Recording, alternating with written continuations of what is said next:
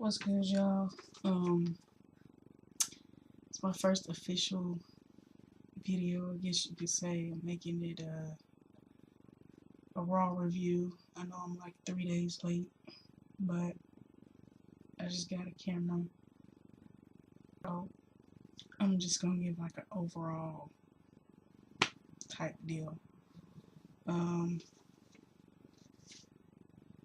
Well, the segment. Let's start off with what was cool, what I liked, what was entertaining to me.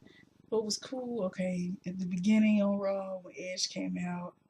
First it was, John Cena and Teddy in the ring, and then John Laurinaitis comes out. He's like, Brock Lesnar is not here right now.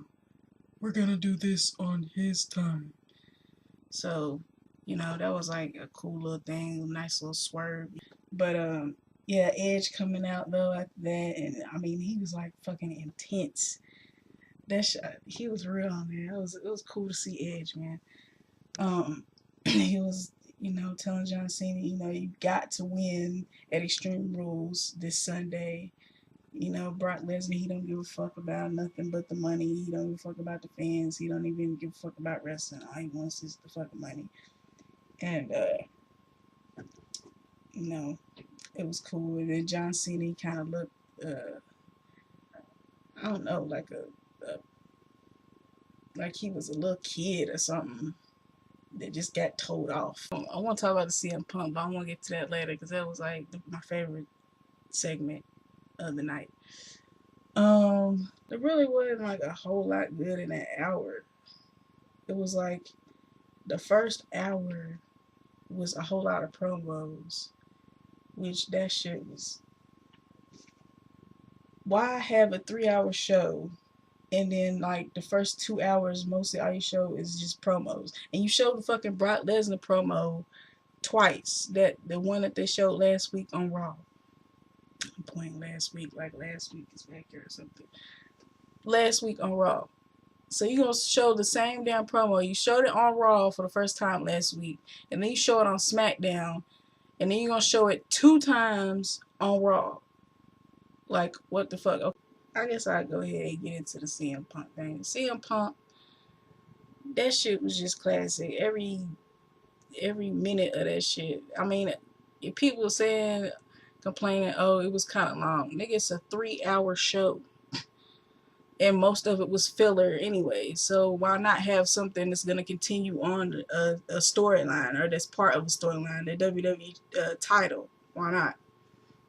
So, him coming out, acting all drunk and stuff, which you could tell, he was probably going to switch it up on Jericho, and it was all, just him fucking around. Saying the alphabet backwards. That deserves points right there. Saying the alphabet backwards, that was pretty cool. The Ric Flair strut, woo, moonwalk. Yeah, that was some funny stuff right there. But Big Show and the Great Khali. I'm not hating. Big Show, he's cool. I can't say I would like have ever been like his biggest fan or anything like that, but he's cool. But the Great Khali, man, where the fuck did John like why is this dude still wrestling? And why would you team the Big Show and Great Khali up when your tag team division isn't shit? Your tag team champions are Epico and Primo. And then this week you got him going against Del Rio and Cody Rhodes, which, okay, I get it continues Cody Rhodes and the Big Show's storyline, but the 2 big guys, what are they gonna do? They just gonna keep on squashing everybody up, beating every tag team that you've thrown together, and tag teams that are actually tag teams like Primo, Epico, or the Usos, or whatever that tag team is that debuted last week, the black dudes.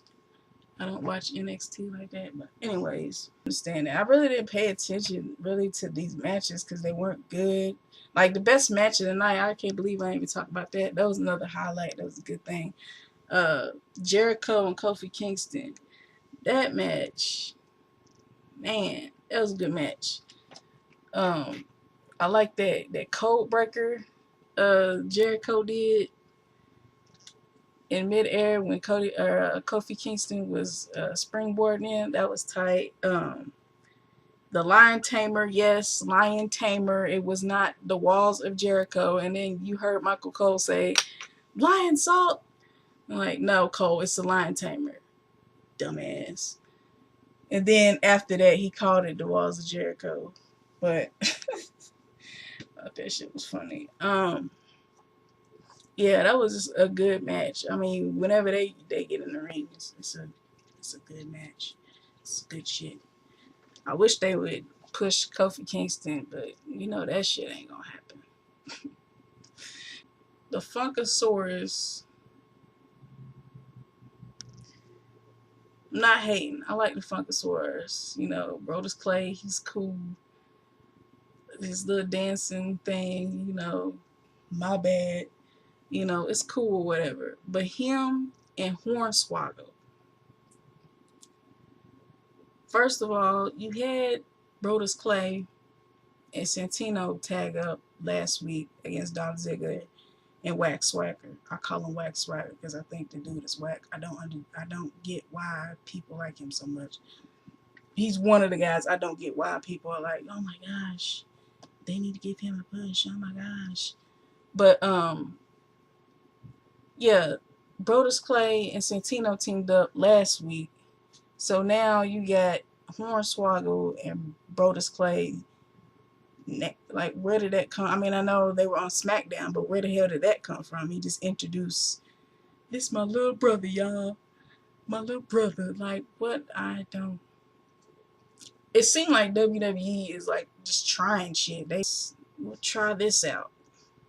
Nope, don't like that. Well, here you go. We'll try this out. I guess I don't even. Oh yeah, I was about to say I don't remember how it ended, but Vicky Guerrero got involved. She got up there and slapped Brodus Clay. It wasn't really a match or anything like that. I guess I wish another dude. I wish they would push Dolph Ziggler. Dude is real, charisma out the ass. Like, come on, man. And he bumps like crazy. Like that bump he took from Brodus Clay last week or the week before that, when he first came out and helped Santino, and he was on the ramp and he gave him that headbutt. Dolph Ziggler bumped like crazy off that. Like, man, Kane and Randy Orton. I never really been a big fan of either one of these guys, so it kind of already just makes me not care because I'm not really a big fan. I was a fan of Kane back when he was with X Pac, but that was just because I was an X Pac fan. That's back when Kane was thugging like this. Kane, I guess, comes out and starts talking. I don't even know. I don't even remember. I wasn't paying attention to what he was talking about. Like when he talks on the mic, it kind of gets on my nerves now because he'll be talking. It kind of gets like AAA, like the game, and he just continues his words. I'm like, what the fuck? And Randy Orton, we already know he's monotone. Randy Orton has Paul Bearer, Kane's father. You know, he's repaying the favor back or whatever since Kane took Bob Orton,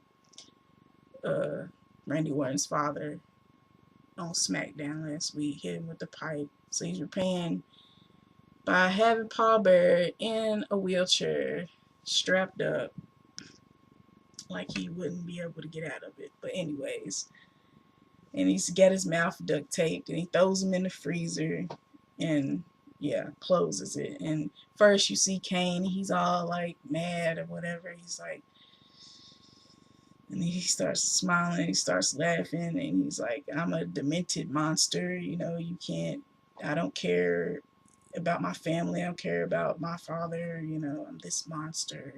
My heart is black. And yeah, whatever.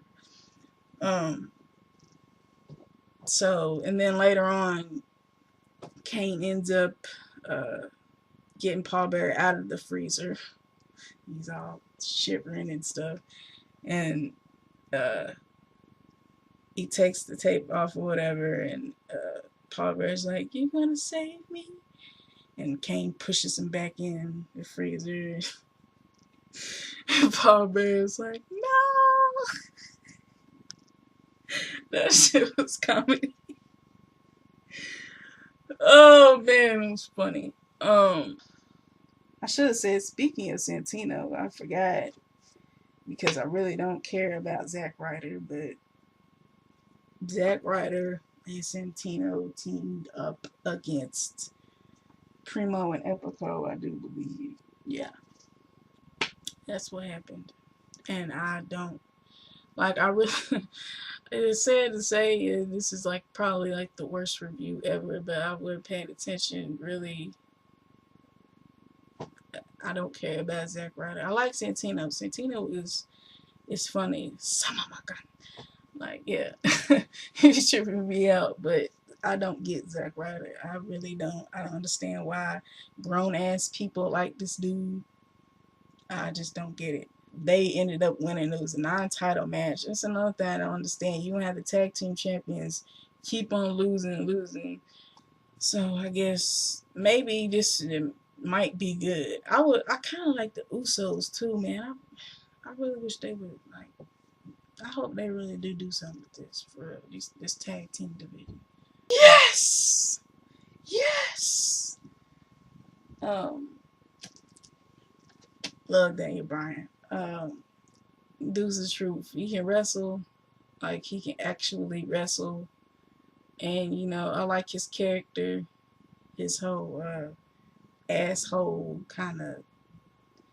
I don't know, just an asshole, I guess. He's say, AJ, get out of my ring. And now, like, take, saying he wishes old girl was never born. Like, damn, that's deep. Um, but yeah, Sheamus went against Mark Henry, and Daniel Bryan came out as a surprise. He was the guest referee. I know Mark Henry ended up getting a slam, or he somehow got the pin, and Daniel Bryan counted. He did a Shane McMahon count. 1, 2, 3. It was pretty funny. And then, of course, you know, Sheamus is pissed off. You know, Daniel Bryan tried to go out slowly, like Sheamus wouldn't come after him. He's sitting there like, yes, like Sheamus was gonna be like, but yeah, Sheamus comes out from behind and starts hitting on him or whatever, but Daniel Bryan ends up getting the upper hand. Yes. And gets the yes lock in. Of course, everybody's chanting yes, yes, yes, yes, yes. Nikki Bella won the title, the women's title. I don't like to call it the Divas title because fuck that shit. The women's title. And yeah, it looked like Beth Phoenix. Like, I really thought she was hurt. Like, it looked like she was really hurt. And then you saw like the Lumberjills, you saw them kind of stand back, and they were like looking at her like she was really injured, and they came up to her like after a while and started hitting on her and stuff, and they had the little dog pile or whatever, the bitch pile. They had that, and of course, you know, Bella, Nikki Bella, whatever, ended up getting the pin. She got the win. This could be good for real. Karma could come back. See, that's WWE. Karma could go. Okay. Karma, you know, she come in, beat their ass, win the title back. And then there you go. The match everybody wanted at WrestleMania, Karma of Beth Phoenix. At some point, maybe the next pay-per-view, maybe the pay-per-view after that, maybe SummerSlam, I don't know. But yeah, that should be interesting. The last segment, man, this shit was Brock Lesnar, he cannot talk on the mic. He's sitting there, and I want this, and I want this, and you can see him like in his head thinking, he's like, fuck, I fucked up. Hold on, okay. And then he would go back into, what he's saying, and so I don't know that.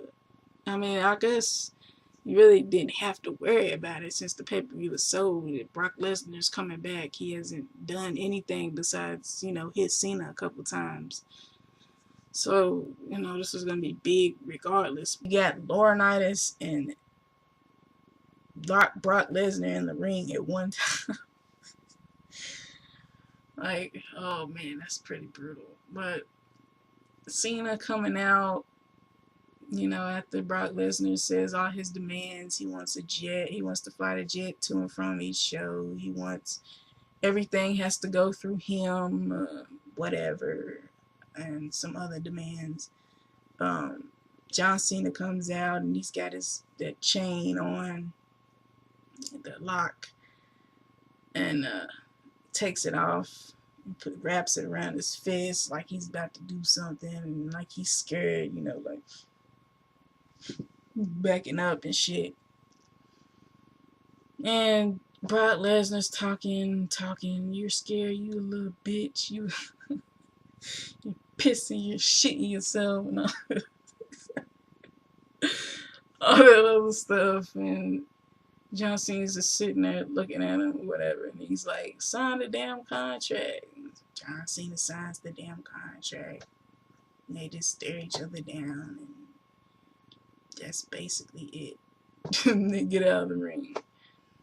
But yeah, that's it, I guess. I don't think there's anything else to talk about. No. Okay. Oh, Tensai and R-Truth. Who cares? Peace. I'm out.